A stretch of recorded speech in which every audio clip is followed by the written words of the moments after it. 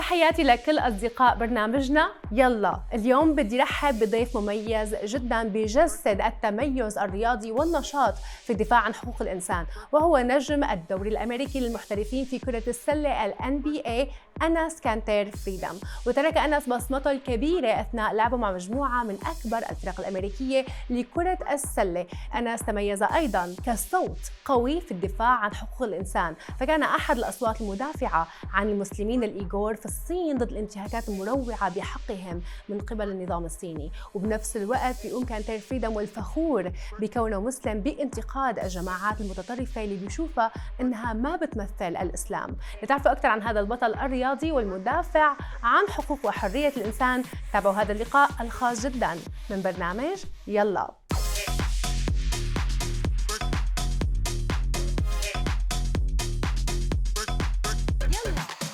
Thank you so much for joining us today. You've had an incredible basketball career and you're a superstar in the NBA. You also emerged as a human rights activist. What inspired you to be an activist and go from being an NBA star to doing something like that? First of all, thank you for having me. I think, it all started back in when I was a little kid. The environment I was growing up in was all propaganda. I remember I was 9 years old. I went downstairs to play with my friends. My little friends who were not even teenagers, they were burning American flags, they were burning Israeli flags, and they were breaking crosses. And I remember asking one of them, I was like, what are you guys doing? They said, well, we should hate America, we should hate Israel, we should hate Jewish people or Christians, they're evil. They gave me a flag to burn it, actually. I got so nervous. I remember I ran upstairs to my mom. I was like, Mom, my friends are telling me to hate America. They're telling me to hate Israel, hate Jewish people, hate Christian people. What do I do? My mom said, I'm not going to tell you what to do, but do not hate anyone before you meet them. So pretty much my activism started at the age of 9. Wow, what a beautiful story. Very powerful message too from your mom. Can you share some highlights? I'm going to go back to the NBA. Of course. And challenges and how it actually shaped your life. First of all, I'm really thankful for NBA because you gave me a huge platform to talk about whatever I want to talk about. It was so interesting because obviously there are millions of kids out there, NBA fans. And I was like, you know what? I'm just going to go out there and not only talk about sports, but talk about what really matters to the world and try to bring peace and love into this world. So literally my whole career, I talk about human rights violations, political prisoners. I talk about the importance of, education, importance of peace, compassion, and love. When my teammates do a basketball camp, they ask them about, who's the best player? Who's the GOAT? Means greatest of all time. Which team is better, this or that? Yeah. When I hold a basketball camp, they said, well, tell us about what's happening in Turkey. Tell us about what's happening in Middle East. Tell us about the conflict between Israel and Palestine. And these are little kids.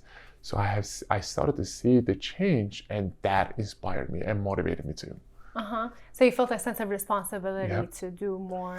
I think, especially if you're an athlete. When I started to talk about the human rights violations in Turkey, and that really bothered the Turkish government. First my dad was a scientist and he got fired from his job. My sister went to medical school for 6 years and she still cannot find a job. My little brother was playing basketball and he was getting kicked out in every team. They were getting affected so much they had to put a statement out there and said, we are disowning NS publicly. The letter actually still out there on the internet. Turkish government didn't believe that. They sent police to my house in Turkey and they raided the whole house and they took every electronics away because they wanted to see if I am still in contact with my family or not. They couldn't find no evidence, but they still took my dad in jail for a while. And now I have 12 arrest warning for me, and just recently they put a bounty on my head. Oh my God. So it's been that crazy. I can only now travel to 29 countries, and this is only coming from Turkey. But you did not stop and you basically talk about the human rights violations by the Chinese Communist Party against the Uyghur Muslims. Horrible things we've heard and seen in terms of putting people in concentration camps because they're Muslim. So I just wanted to ask you, why do you think the world has been so silent about that? I remember having this conversation with a survivor actually, and she was telling me about all the torture methods and gang raping and all the forced sterilization and abortion and organ harvesting that they witnessed, right? And no any Muslim leader in the world, no any athlete, no any celebrity is talking about this issue. Why? So when I got fired from the NBA because of trying to put a lot of pressure on the NBA just because I was talking about this situation in East Turkestan, I was like, well, I understand now.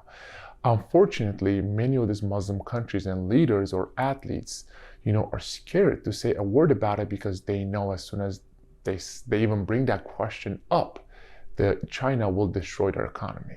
I just wanted to ask you about an issue that we, of course, see that's ongoing, which is extremism. How do you think we can counter extremism with activism and promoting tolerance globally?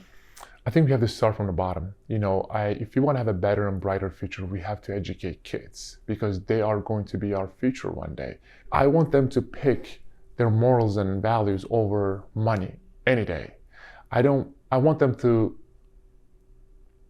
think about what people are going through on the other side of the world, because when we live a very comfortable life in this country, but on the other side of the world, people are losing their loved ones and losing their lives and losing their homes, So all I want to teach them is have some empathy and sympathy. And once we do that, I think the world is going to have a better place, because we only have one world to live. So we need to make this world better together.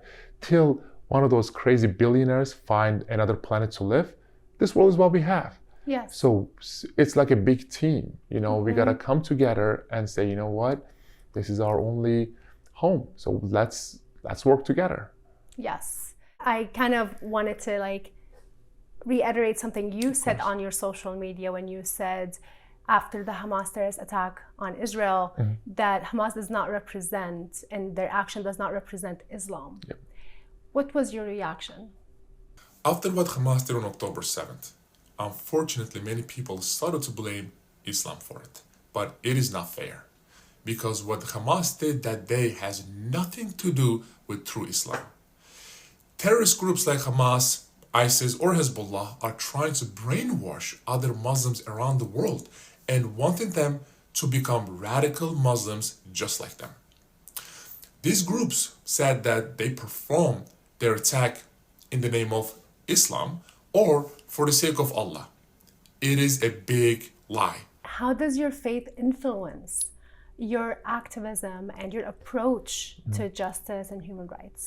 My faith taught me everything that I've ever, known or learned. Because, I think that every goal of the religion is trying to bring peace and love and compassion and understanding to this world, to be a good person and help your neighbors and try to help the humanity, and always whatever job that you're ever doing, use that as a tool to help humanity, inspire others and stuff.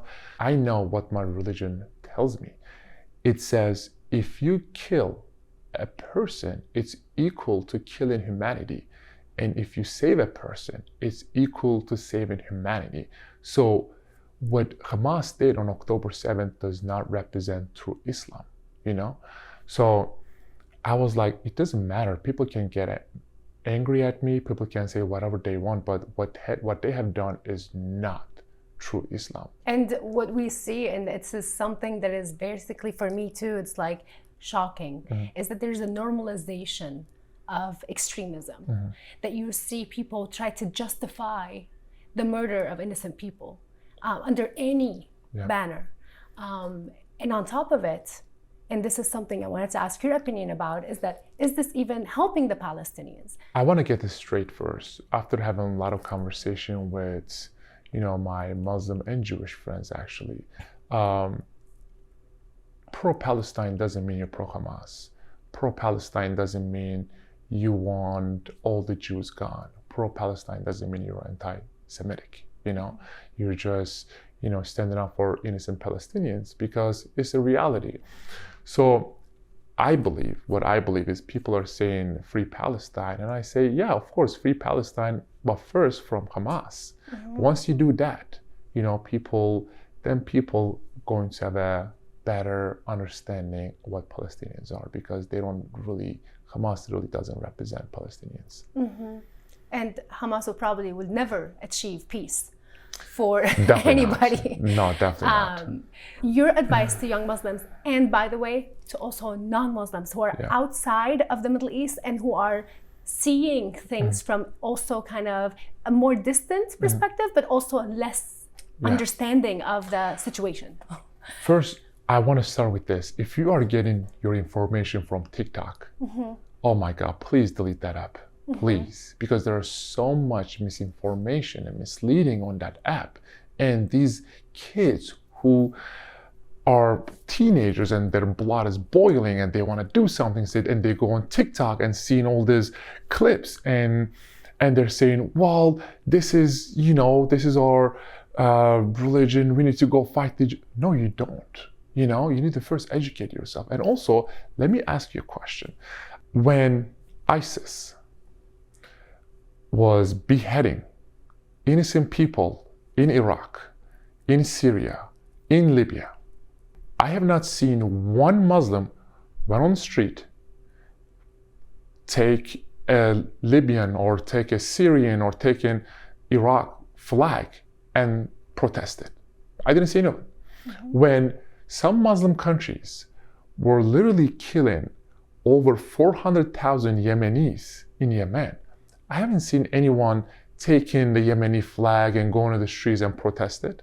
So why are you so loud when innocent Palestinians are dying, but why are you so quiet when every other Muslim pretty much in the world is, getting killed and tortured? For the non-Muslim viewers, just pray, because a lot of innocent people are dying on both sides, and Christians, Muslims, Jews, whoever you or whatever you are, we are human first. Whenever I see you, I don't even know your religion, but I know that you're a human being and you're a good person. So we see human first, then religion or whatever you believe or whatever your culture is comes, You were also doing some work in terms of connecting children in terms of sports in Jerusalem between Israel and the Palestinians. Can you tell me more about that? So I came up with this crazy idea. I was like, you know what? I want to do a basketball camp in Jerusalem where I'm going to bring Palestinians and Israelis. So I traveled to Jerusalem and I brought Palestinians and Israelis. And I remember there was this one little girl. She was Palestinian. And I remember having a conversation with her parents, and her dad said, she did not want to come here. She said, when we told her that there's a basketball camp in Jerusalem and there are, Jews and you're going to go play basketball, she said, absolutely beep not. So she ended up staying for 2 weeks. And after the first week, she apologized in front of all of her teammates and coaches and said, sorry guys, I just didn't know. I just thought that all of you guys are evil. Now, you guys are one of my best friends. I put her and myself and one other Jewish kid in the same team. I'm not sure if you guys know about the basketball terms, but someone from the other team shot the ball. I got the rebound. I give that ball to this Jewish kid. So he crossed someone over. He passed the ball to the Palestinian girl and she scored the ball. And when she was coming back, they high-fived each other. I was like, this is the most beautiful scene I have ever seen in my life. Wow. And after the basketball camp, you see they were exchanging numbers and they were exchanging social media. It's like, can you please follow me on Instagram? Okay, I'll follow you back. If you follow me back, it was so beautiful. I'm thinking about doing one between Armenia and Azerbaijan, one in between Turkish people and Kurdish people, one between Turks and Good luck Greeks. on that. I know. I'm working hard for it. So. All right. Well, thank you so much, Anas, for this very inspirational and positive interview. We're so happy to have you, and we'll hope to continue hearing about your great work.